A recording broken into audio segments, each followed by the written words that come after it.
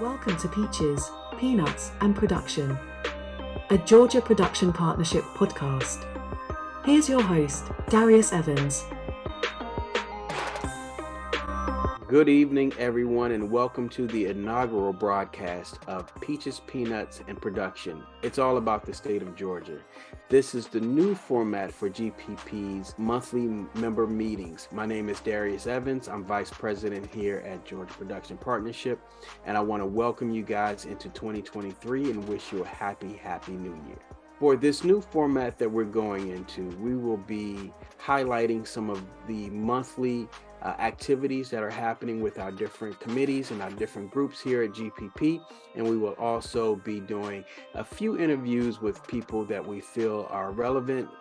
And this will be outside of our panel discussions, which we'll discuss a little bit more. But there is a ton of new things to come in 2023 for GPP, starting with our new logo, which we debuted in our newsletter this week. We're so excited about the new look and feel of GPP. We wanted to bring in 2023 with a fresh new look. We're really happy about the direction that we're going in, and we hope that you will be as well. Tonight, we're going to have a few different interviews. I'm going to be interviewing our Chair of Industry and Community Relations, as well as the Chair of Membership.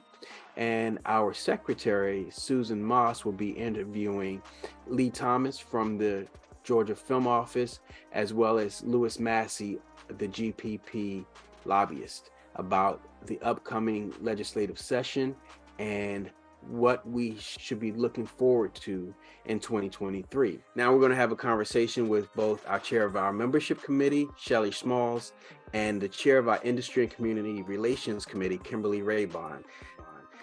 Good evening, ladies, and thank you for joining us today. Good evening. Happy New Year to you, Darius.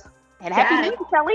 Yes, Happy New Year to everybody. It's good to see smiling faces. I love it. I know we have a lot to discuss tonight. We have a lot of new things coming up for 2023. It's so exciting. Let's get started with you, Shelly. You're over membership. What do we have new to look forward to in 2023 for membership? Well, I'm very excited to announce that we are beginning 2023 300 members strong. So we're up 100 members from last year, which is phenomenal. Very excited about that. And in March, we'll be doing another membership drive to, what we want to do is strengthen and support GPP. And the best way to do that is through our membership. Some new programs that we're starting this year, revitalized programs, are our membership mixers, and those will be every other month. So please check your emails and check social media. We will be sharing more information about those membership mixers very soon. And these are the best way for you as Atlanta and entertainment industry professionals and GPP members to meet each other and to connect and network. What our goal is to help people create success, and know that's networking is the best way to make that happen. I'm very excited to be working with Kimberly on some kind of mutual industry relation and membership initiatives. One of them is going to be festival ambassadors. So that's something that if you are interested in volunteering for a film festival on behalf of a GPP and representing us at film festivals all over Georgia, we'll be talking about doing a training for that soon. And we've got some excellent membership committee members who are helping put that initiative together for us. So we've got so much happening. And if you are interested in volunteering for the membership committee, please feel free to email me at membership@georgiaproduction.org. I'm very interested to hear everybody's ideas, and just excited to get everybody involved. And we've got so much amazing programming within our organization, as well as just being able to support our legislature and making sure that we keep our tax credits going and our industry strong. Yeah, I want to talk a lot about that in a little bit with Susan and her guests. But Kimberly, with industry and community relations, you're normally responsible for putting together our panel discussions as a part of our membership meetings, which we made the announcement a few months ago that we were going to be making some changes, and these membership meetings on a monthly basis will not include panel discussions anymore. What are the new changes? What do we have to look forward to in terms of panel discussions going forward? So as Shelley said, we're aligning with the membership committee. They're coming online so robust, and in trying to invigorate our membership, we were trying to decide what kind of functions and things that we needed to do to invigorate the conversations and reach out to so many parts of our industry. And the panel discussions are so essential that we wanted to make sure that we still stay on the panel discussions, but we wanted to mix it up with the mixers. So every other month that we have a mixer, we will have a panel discussion. So our first panel discussion will be February, and we're going to have a panel discussion every other month.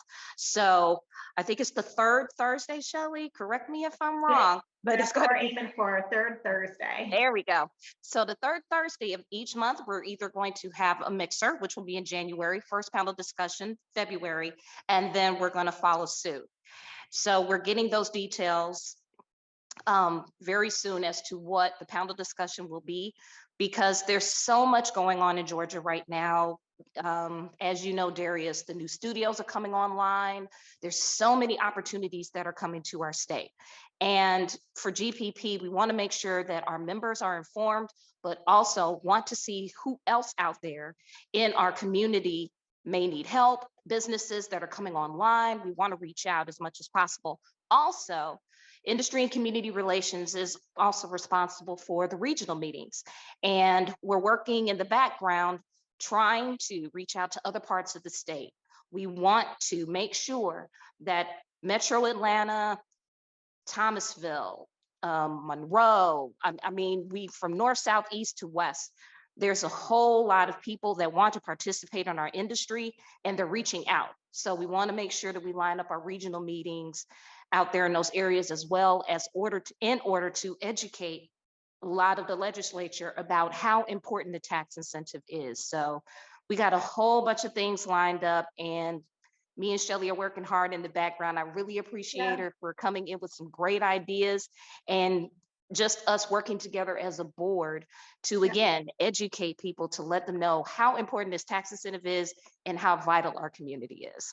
So stay tuned.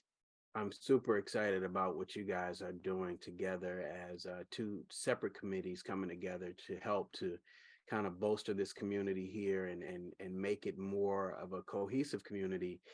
In terms, Kimberly, in terms of the panel discussions, can you give us a snapshot of just a few of the subjects that we can look forward to discussions on this year?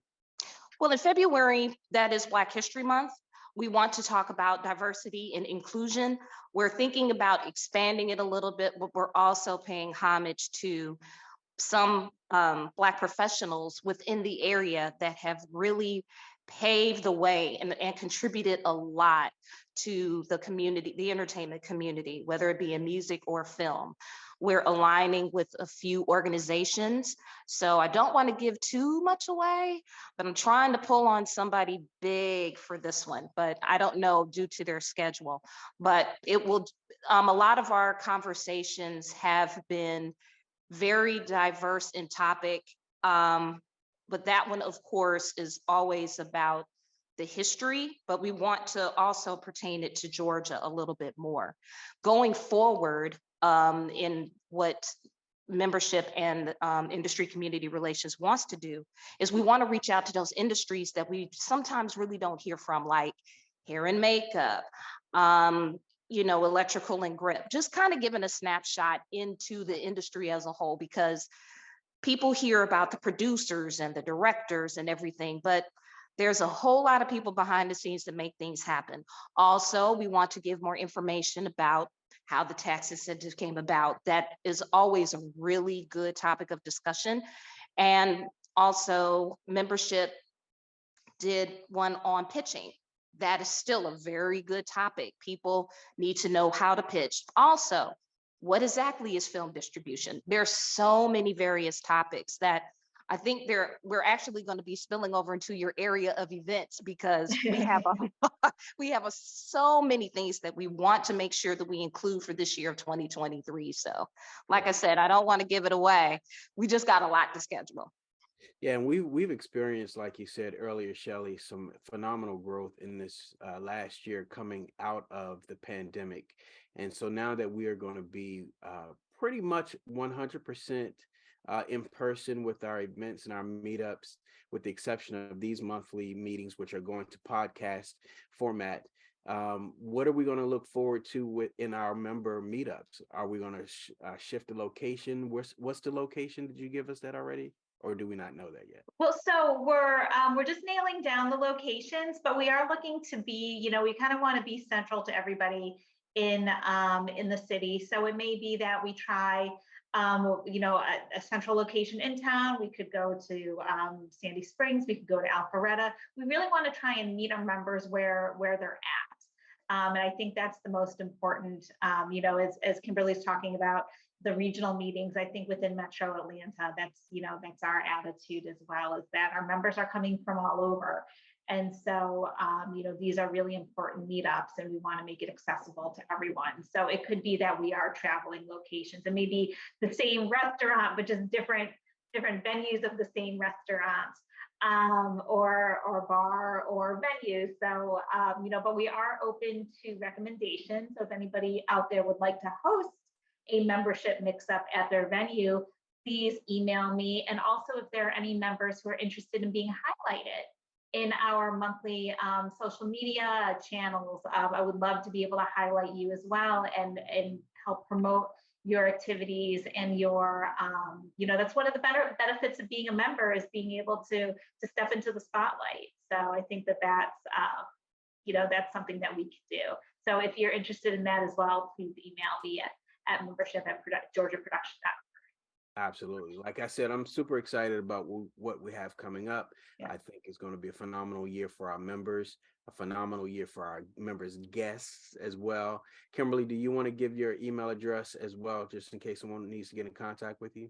I do. And I'd also like to tag in with Shelley and say that if you have a business that we don't know about, if you're a member of GPP, we need to know about what you do and that you're out there.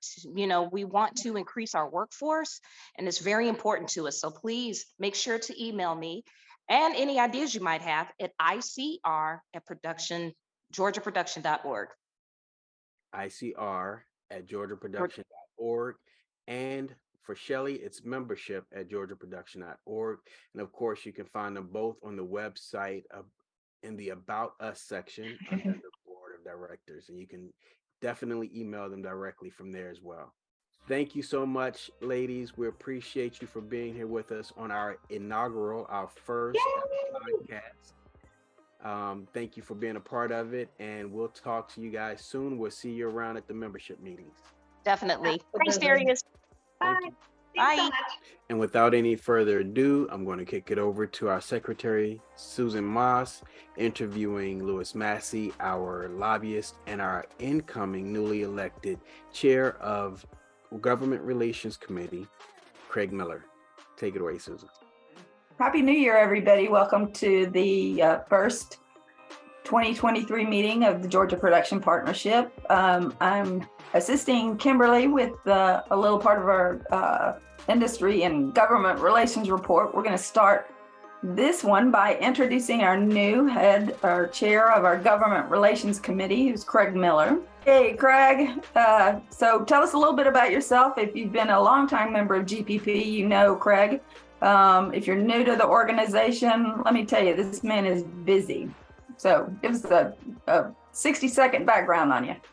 Sure. So my company is Craig Miller Productions, and we've been in business. We're in our 38th year right now in Atlanta.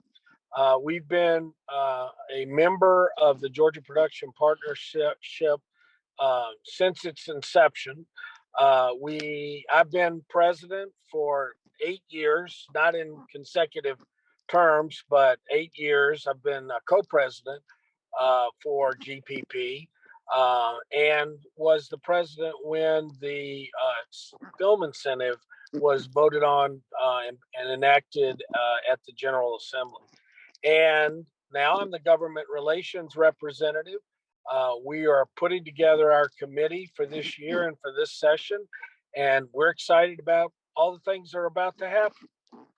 It's really great to have you in that position, Craig, because not only do you have the experience with what it took to get this incentive off the ground, but you've got the experience as a commercial producer. Now you're also doing film episodic kind of thing. So you've got that small business kind of perspective of, what's needed to keep it not only available for those coming in from out of town to take advantage of the incentive, but to help the Georgia lens productions. So we really appreciate you taking on this role again as a leadership thing, working with Lewis to help us protect the incentive and get us through what looks like it's going to be a pretty busy legislative session. So I know you're on the ground. You've got a project up and running. Really thank you for stopping by and joining us. And we look forward to you interacting with Lewis and keeping us up to date all through the 2023 legislative session. Thank you so much, Susan. And of course, Lewis is the key to our success at advocacy at the Georgia Production Partnership.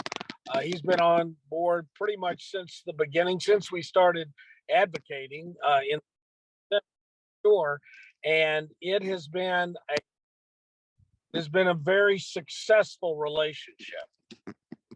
Thank you. Craig. Amen to that.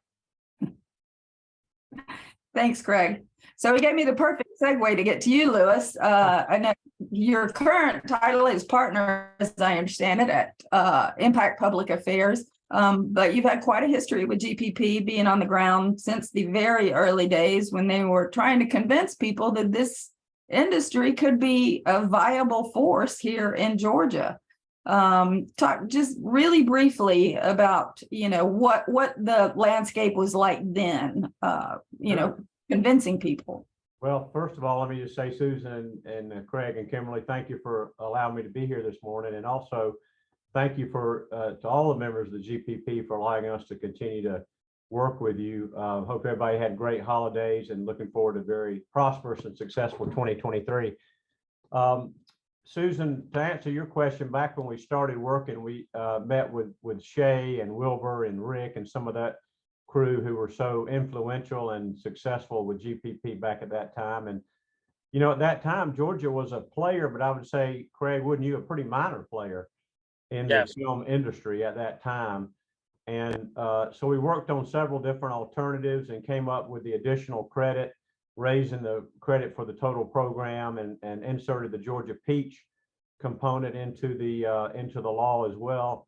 I would like to say that, I knew at the time what a great success it was going to be. I knew it would be a success, but had no idea that it would be the grand success that it has been. But for me at that time, it was also a little bit personal because my son, some of you know, is an actor, and he had just started out at that time, just graduated from high school and began his career in acting out in LA. He's back in Atlanta now, and part of the reason is, of course, is the great work that GPP has done and the great work that the tax credit program has produced for Georgia. But at that time, it was a matter of educating legislators about what Georgia could be in the film industry, how we could compete with other states and even other countries. At that time, there were a lot of people that sort of doubted what we were saying, but they said, hey, let's give it a try. Ron Stevens from Savannah, who's still in the General Assembly now, was one of the early champions and has continued to be a stalwart champion all through that time. And he helped us take the lead back in 06, 07, 08 to enhance the tax credit program. And we think build the foundation that GPP and other organizations have built on to make it a great success in Georgia, creating jobs and opportunity for so many around the state, not just in Metro Atlanta, but all over Georgia. And I feel like that's been one of the really great things that I hear on sets. My, day job is for SAG-AFTRA, and I go to sets and I talk, to lots of actors. I also talk to crew, from everything from camera, to grips. And it's like, look, this job let me come home. Like I used to have to go to LA, New York, even Louisiana, North Carolina to work. And now I'm home, my family's going to be raised here. I buy property, I have businesses, Exactly. So I feel like the challenge now is to, remind legislators that this isn't just for people coming in from out of town. We love the Marvel, the Disneys, the big studios coming and shooting their big feature projects, but to make sure that they understand how much this impacts local Georgians, jobs, vendors, all that kind of stuff. So I know this last election cycle is going to bring in a lot of new faces. Can you talk about that challenge? Sure. What you saw happen in this? Everybody was focused, of course, on the statewide offices, and of course on the U.S. Senate elections, and it felt like those were never going to end. But now we need to focus as an industry and a community on what's happening on our local level. So what did you see that's going to give us some unique challenges? Well, I want to get into that, but before I do, let me just say also that legislators at the Capitol, Susan, love to hear success stories.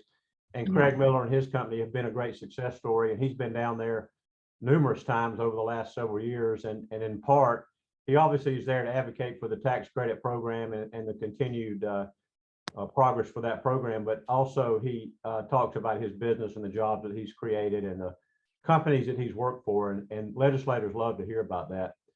In terms of new legislators, this coming session, there are going to be 52 new legislators. That's House and Senate combined. And that's about 25% more than is normally the case. You always have some turnover, people that are retiring or running for other offices and so forth. But this year you have really a whole lot of new legislators. And so the challenge for me and our firm and GPP is to make sure that the new legislators understand how important the tax credit program is for Georgia, as I mentioned earlier, not just for Metro Atlanta, but also from all over the state. For statewide elections, Republicans won really all the statewide offices except for the U.S. Senate. Warnock won, as y'all know, in the general election runoff for that race. Brian Kemp has supported the tax credit program and is continuing to do that. He works very closely with the Department of Economic Development and Lee Thomas and her team to continue to move the industry forward. And we know that his continued support is going to be important. There are a lot of new leaders, not only new legislators, but new leaders. Unfortunately, as most of you know, David Ralston, our Speaker of the House for many years, passed away. And so now we've got a new Speaker-elect, John Burns, who will take office officially on January the 9th. We have a new majority leader, Chuck Efstration from Gwinnett County. We'll have a new appropriations chairman, Matt Hatchett from down in Dublin, and that's on the House side. Jan Jones will continue to be Speaker Pro Tem. On the Senate side, we have a new Lieutenant Governor, Burt Jones, and we'll have a new President Pro Tem, John Kennedy from Macon, and a new Senate Majority Leader, Steve Gooch from Dahlonega. All of those individuals that I mentioned have been supporters of the tax credit program, but I think we will spend time with all of them going over the successes, the latest numbers, all the shows that are filming in Georgia, because it's important to make sure that we continue to educate them about how successful the program has been and will continue to be as long as that tax credit program stays in place. That's true. And Craig, since we've still got you here, didn't you go to sort of like an introductory breakfast or an introductory program and have a chance to spend a little time with some of those legislators? What did you learn? Well, I met a lot of new legislators, lawmakers. Every 2 years, the Georgia legislature puts together a biennial, they call it, and it's really a refresher course for any representative or senator that wants to see what's coming up. But mostly, it is about these new folks, these new 52 members of the General Assembly, getting their base camp sort of ready for what they're about to experience. So there's a lot of things about economic development. There's a lot of things about putting Georgians to work. There's a full talk about the agricultural business in Georgia, and it really helps them get seated where they need to be before they just walk in to the Capitol and get sort of pounded on by everybody and everything that's moving so quickly through the state legislature. And our message is the same. We care about putting Georgians to work, and that's key to making our incentive work.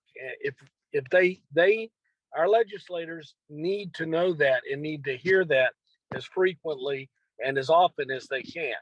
And as a matter of fact, I'm working today, so I am off to set.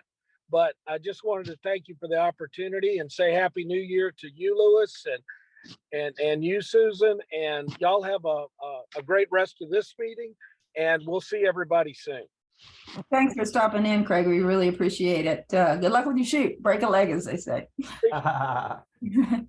Bye-bye. Bye. So, one of along with that change in leadership is going to mean some changes, I guess, to some of the committees. One of the committees that's been important to us is, of course, the entertainment committee. I'm assuming taxation committees. What are some of those committee changes that we should kind of look out for that might impact us as well? It's a great question, Susan. I guess the short answer is we don't know for sure yet because the new committee chairs and members haven't been named. But excuse me, I will say that I think the chairman of the Ways and Means Committee, which is the tax committee that you mentioned that deals with all kinds of tax issues and tax credit programs, I do expect Shaw Blackman from Houston County to continue to be the chairman of that committee. There may be slight changes in the makeup of that committee, but I don't think it'll be major or significant. The Republicans, of course, will continue to hold the majority there. As far as the Creative Arts and Entertainment Committee, I do also expect Casey Carpenter to continue to be the chair of that committee. And, that's been a standing committee. At first was sort of a quote honorary committee for a couple of sessions that Speaker Ralston appointed, and then he made it a full standing committee. And I believe that Speaker Burns will continue that tradition. And I do think Casey Carpenter will continue to be the chair. I think there are 2 or 3 members of that committee that did not seek re-election, so there will be some turnover there. As far as our issues, most of the tax credit type bills that deal with the film industry go through both committees, actually. They first go to the Creative Arts and Entertainment Committee, and then they go to the Ways and Means Committee for final decisions or sign off or passage. And I don't expect, frankly, any real major changes to move through the General Assembly, although there will be an attempt, just like there was last session, to put a cap on the program or to make the tax credits non-transferable, either which is not something that we want. And that was introduced at the last minute last session, as many of you know, and a lot of you kicked in to begin talking to your legislators, and we really, I think, had a show of force. And that particular proposed change did not even get out of a committee or get to either floor on the House or the Senate. And, it's hard to gauge and prepare for all those last minute proposed changes, but we'll be looking out for those starting when the session begins and, follow that very closely. We'll be there, boots on the ground at the Capitol every day to make sure we track any proposed changes. There may be some discussion about how Georgia should look down the road and maybe have a little bit more predictability in terms of the number of tax credits that are applied for. I know that Peter and his group have worked very hard with DOR in terms of trying to streamline the audit process and program a little bit to make that move more efficiently and more effectively. So there may be some more discussion on that as well. But I do expect, Susan, that both the Ways and Means Committee and the Creative Arts and Entertainment Committee will be roughly the same as they were the last General Assembly session. Yeah, the audit process, excuse me, we've heard from, especially the smaller producers, that's a challenge for them, both as far as financial and then just sort of the red tape paperwork kind of stuff. So that anything we can do to assist with, making it easier or quicker, obviously. But at the same time, we understand the need for accountability, and that's been one of the challenges with the incentive is people not understanding that, that it does cover legitimate things. It's not just a broad brush that people get to slide things under. Well, you brought up, being boots on the ground. You're our representative there, every day, keeping in touch. Your whole firm kind of helps us keep our ear to the ground on what's happening moment by moment. But what we'd really love to see is GPP members and the industry in general be kind of proactive this year. Like, let's not wait until, the house is on fire before we start, reaching out to know who our firemen are, right? So I know Darius is going to put up the link that you've sent us so that we can find out who our legislators and senators are. And we want to encourage anybody in the industry, but especially GPP members, to go ahead and send them a happy new year greeting. If they've just been elected, say, hey, congratulations. This is who I am. This is what I do. I work in this industry. It's important to me. And then maintain that sort of pen pal relationship, if you will, telling them, like you said, the personal stories. Like, this is why incentive is important to me and my family and my small business. A lot of people, I don't get the incentive, right? But I pay taxes here. There are so many small businesses that thrive off of this industry. So we're really looking forward to hearing talking points from you throughout the session, but I want to directly communicate to GPP members, anybody watching this, to use the information that will be on the screen and that we can also send out in newsletters and on social media. Go ahead, start establishing a relationship with your legislators. They are the people that will help you protect this industry along with Lewis. So do you have any other thoughts about ways that we can impress upon them the strength and the diversity? That's the other thing I want them to understand, is that, this is a very diverse market of people who work here. Any final wrap-up tips for us? Well, I don't think I could say it any better than the way you said it, Susan. It is important for folks to reach out to their General Assembly members, and a personal email is the best way to do that. They get legislators during the session every day get, standard sort of set emails from people that come from groups, and they all say the exact same thing. And they don't really pay a lot of attention to those, to be honest with you. But sending an email early in the session, let's say between January 9th and January 20th or so, just saying, you may already know them, and if you do, great. If you don't, say, talk about you living in their district, talk about how the film industry has been good for your business, jobs created and taxes paid, as you said, Susan, back to the state and so forth. Make sure they understand that you're in their district and you support the tax credit program, and you would ask them to consider doing the same. And it doesn't have to be long. In fact, the shorter the better, honestly, like 2 paragraphs, maybe 3 at the most. You may or may not get a response. They don't have the time during the session to respond to everyone, but I promise you that they read everyone that comes, and they know that it's a personal email. I mean, they hear from me all the time, but to hear from somebody in their own district about the importance of the tax credit program is very, very important. And as Susan said, we may or may not need their actual vote later in the session. If we don't, great. But if we do, you've already laid that groundwork in that personal relationship in a way that's going to be effective for us. So just to follow up and build on what Susan said, please do that. I think they're going to put a link up if you don't know who your state representative and state senator are, so you can find that out, and that'll include email addresses as well. So please take the time in January to do that and keep up the good work as well. And hopefully we'll have another Georgia Film Day, and we can all come down and show them the strength of the industry in person. But like you said, reaching out personally to the people that represent us in our home districts, that makes an impression. So it does. I think there will be a Georgia Film Day, Susan. You're right. I don't believe the date has been set on that yet. That's my understanding. When it is, obviously we'll get that word out, and that's another great time to come down and talk to people, one-on-one and in person. The legislators really turn out for that event. And I know 2020 and 2021 were a little strange as it related to the public health crisis, but hopefully we'll be back up at full speed and during the session of 2023. That'd be great. Thanks so much for joining us, Lewis. Lewis Massey, our lead lobbyist. He does a heck of a job. I'm telling you, the whole industry looks to Lewis. He is our lobbyist, but a whole lot of other groups look to him for counsel and advice. He's been there from jump. He knows everybody down there. And that's why I encourage everybody to join GPP if you're not already a member, because what we do is support the work that Lewis does for you, for our industry, for our families, for our jobs. I know Lewis would do it for free if he could, but thankfully we are smart enough to raise money to support Lewis, because that's the work that he does to support us. So thanks again for joining us. Susan. Thank you all, and a happy new year to everybody. Happy New Year, Lewis. Thank you so much, Susan and Lewis.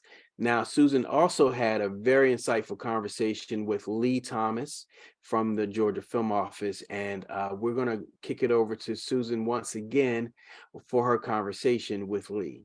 Susan?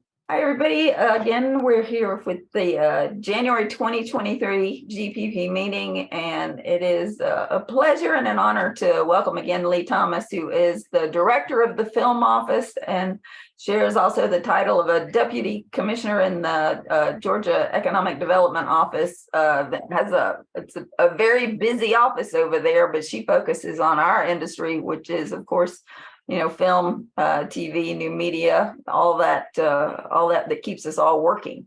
So welcome, Lee. I hope you had a great holiday season and you're ready to just, buckle down. Let's get at it for 2023.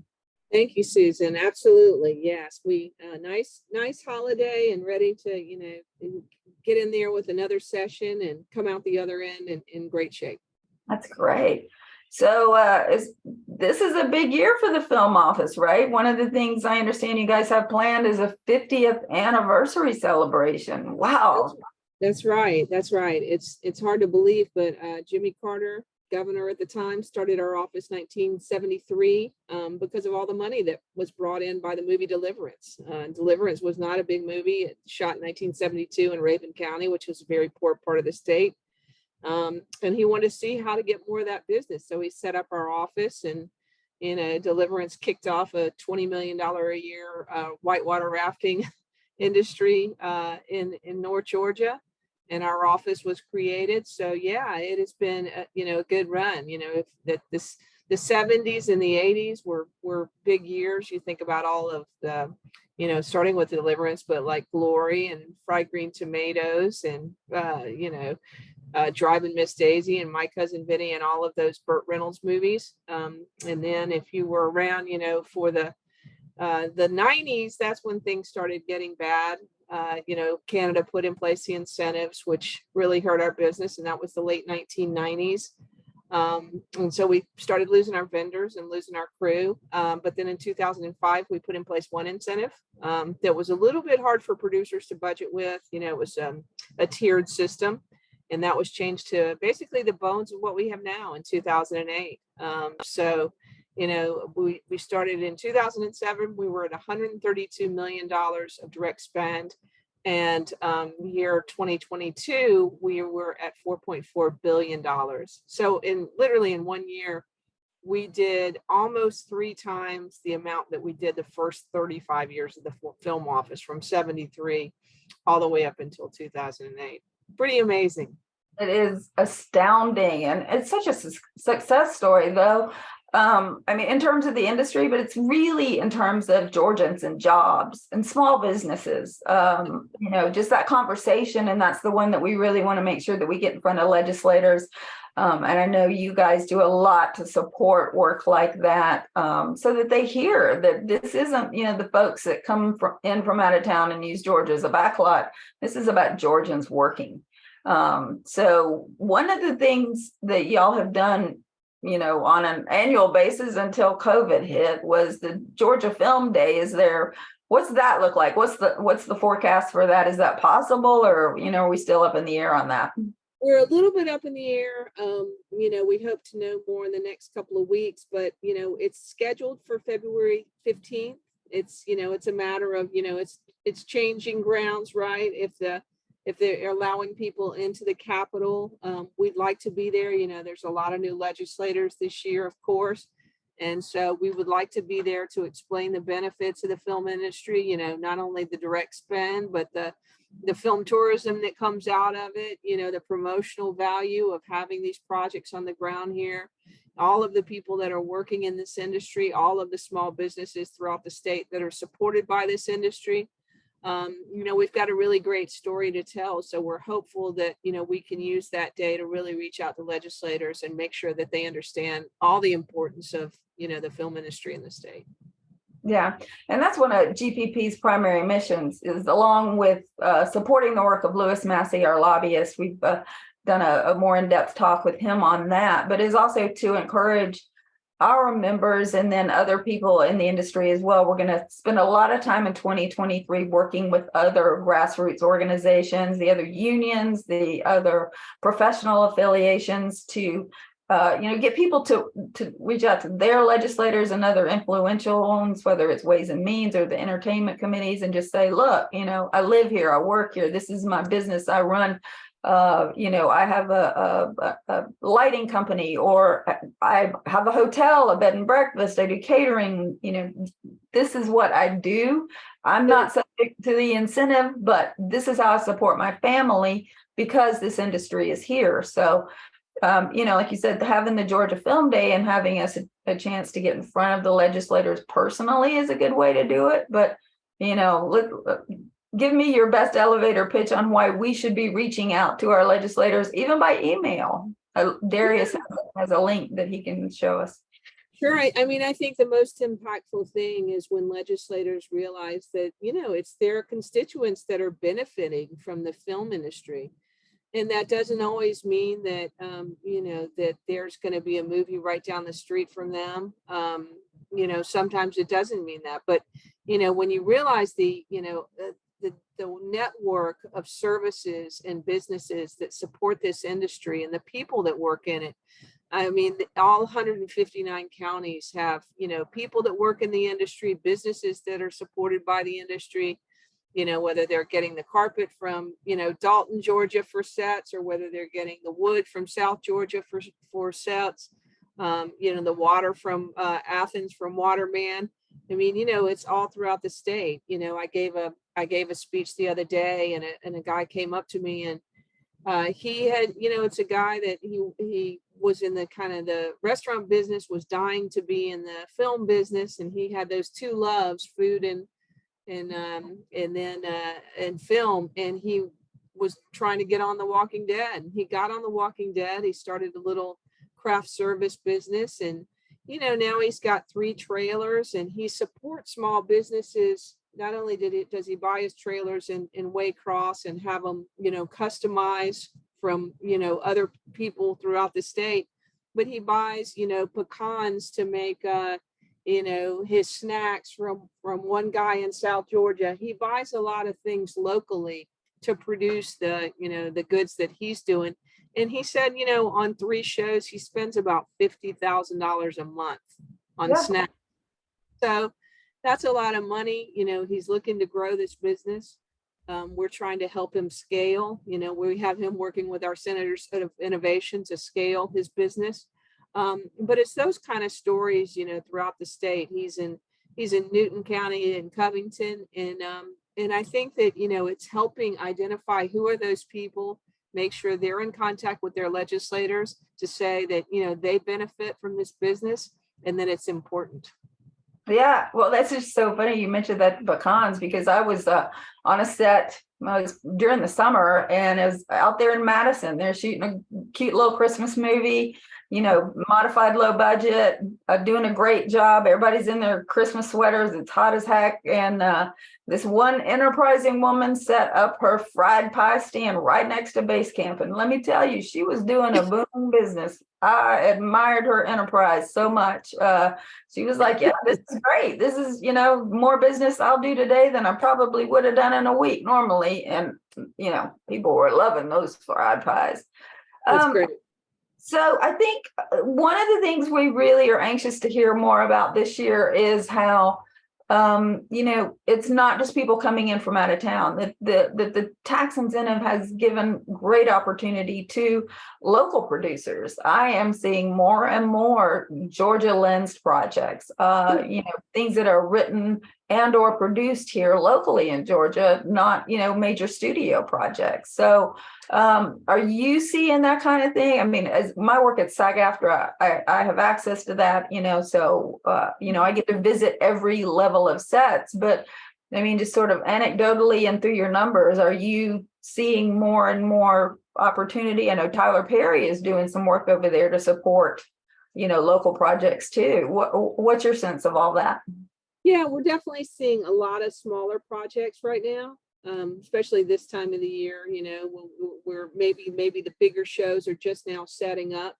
But yeah, lots of smaller projects. We saw, the pandemic oddly, I think worked in our favor, where people were not going into their offices, maybe in New York or Los Angeles, and hadn't been in such a long time.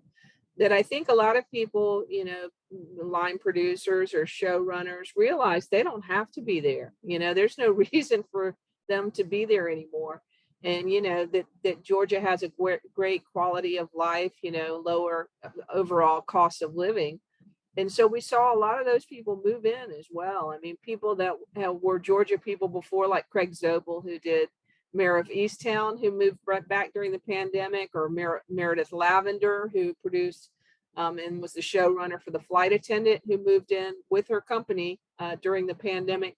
Those kind of stories, where I think that those are the kind of things that are going to help us ramp up the writers' rooms, give people, local people, a voice to tell their own stories. I hear a lot of times, from people that are bigger producers, but they talk about, coming to Georgia and just the breadth of different voices there are here, whereas they feel like Los Angeles is somewhat of a echo chamber of shared experiences, that Georgia has a much more diversity, much more breadth.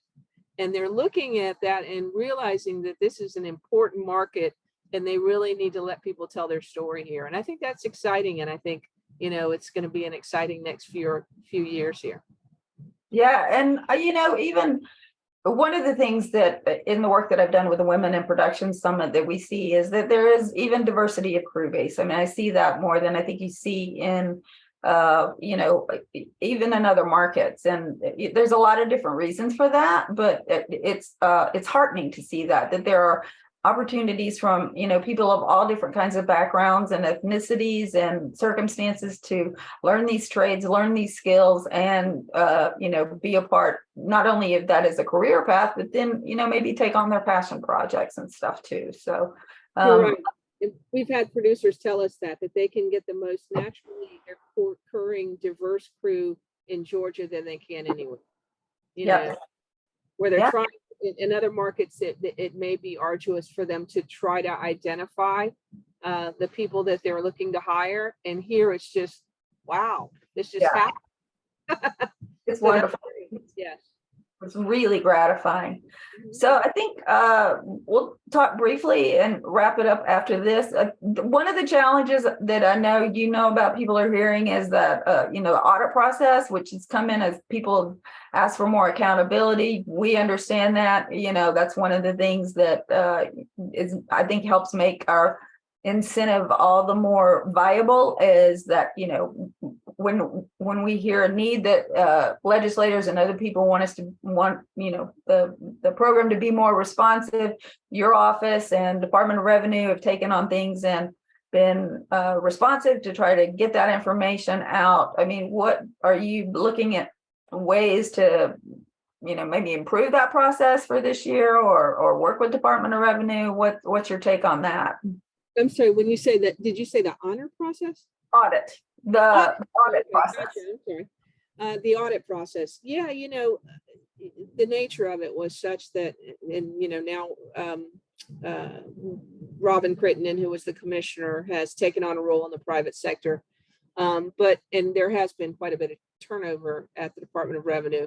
We don't have a role in the audit process at all. But what happened was, it was just a long time of going back and forth and working with the studios and getting feedback on the audit manual. So, Revenue would come up with a draft of the audit manual, and then they would await feedback from the studios. And so all the studios would have their input. And so it went back and forth. And so by the time the they actually, kind of published this bulletin about the procedures that would be used by these outside auditors. Now it's not going to be done by the Department of Revenue. It's going to be done by outside auditors that have been approved by the Department of Revenue, and then Revenue will oversee that final audit.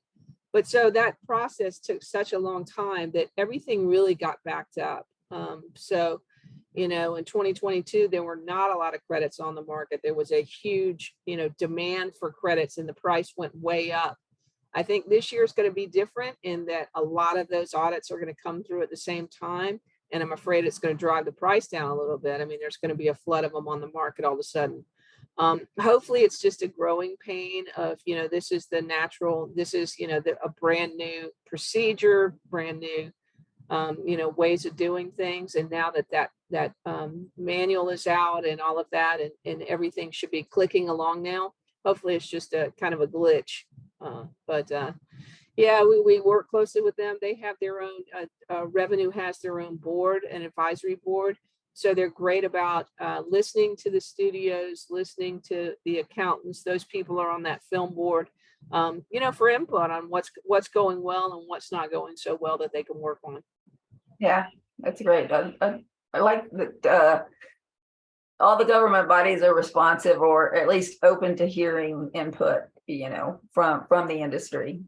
Yeah, I mean, over the last few years, Revenue has, Lynn Riley was great. Everybody, since that time has really been, they understand the importance of the industry.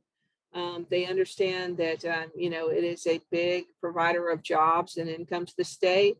And so it has gotten a new kind of life, which is great. And they are, they do want to make sure that, they're a part of keeping this business alive. Right. Anything else you want to kind of give us a sneak preview in for 2023, or anything? What can, we as members of the community do to support your office? I mean, we just tell your legislators how important it is. That's really the biggest thing. I think we've just got to keep that incentive going and keeping it strong, and, keeping the Film Academy and all of the people that are training crew people moving along, because we're going to need a lot of crew. We have a lot of new infrastructure coming online, which means we really have to ramp up the amount of production we're doing. I mean, what was full, in 2021 is going to be a fraction of what we're trying to fill up this year in 2023. So that's all important stuff. I mean, we should see the business grow and grow. That's true. Well, thanks so much, Lee, for joining us this month. Appreciate all that you and your staff do. You've got a great staff over there, always responsive to us, and just look forward to continue working with you, and let's, grow this deal for another 50 years. How's that? That's right. Thanks so much, Susan. Happy New Year's to everyone. Happy New Year to you too. Thank you. Thank you, Susan. Thank you, Lee. We are super excited about what we have coming up in 2023 with our new legislature that's coming into office on January the 9th. We would also like to send a hearty congratulations to one of our members, Long Tran, who was elected as our Georgia representative for District 80 in our last election. So congratulations on that, Long. We are looking forward to having an ally in the Capitol. As always, stay tuned to our website for our blog posts and updates. We're at www.georgiaproduction.org. And also, if there are any questions, any comments, any suggestions that you'd like to make, we can be reached by the website. You can leave us a message there, or you can reach me directly at vp@georgiaproduction.org. We want to thank you for joining us for our first podcast. We hope you enjoyed it, and we welcome any feedback that you may have about the format of our podcast as well. Good night and have a great evening. Thank you for joining us. For more information, log on at www.georgiaproduction.org.